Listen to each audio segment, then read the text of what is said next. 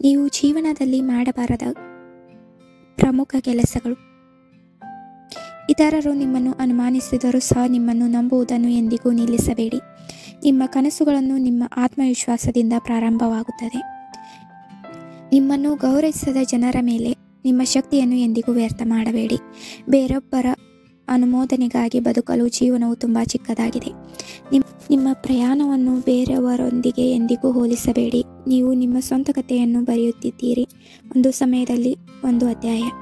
ಮದ್ಯಪಾನ ಅಥವಾ ಧೂಮಪಾನದಂಥ ತಾತ್ಕಾಲಿಕ ಸಂತೋಷಗಳಿಗಾಗಿ ನಿಮ್ಮ ಭವಿಷ್ಯವನ್ನು ನಿಯಂತ್ರಿಸಲು ಎಂದಿಗೂ ಬಿಡಬೇಡಿ. ಇದು ತಂಪು ಎಂದು ಭಾವಿಸುವುದು ನಾಳೆ ನಿಮಗೆ ವೆಚ್ಚವಾಗಬಹುದು.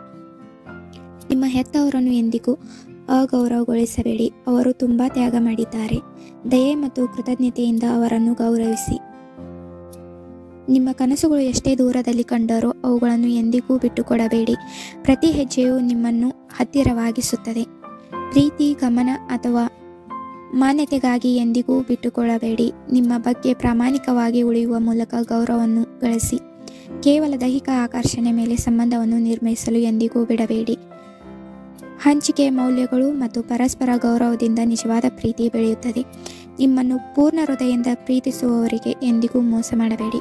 ಒಮ್ಮೆ ಮುರಿದು ಬಿದ್ದ ನಂಬಿಕೆಯು ಮತ್ತೆ ಕಟ್ಟುವುದು ಕಷ್ಟ. ಯಶಸ್ಸನ್ನು ಬೆನ್ನಟ್ಟುವಾಗ ನಿಮ್ಮ ಪಾತ್ರವನ್ನು ಎಂದಿಗೂ ಕಳೆದುಕೊಳ್ಳಬೇಡಿ.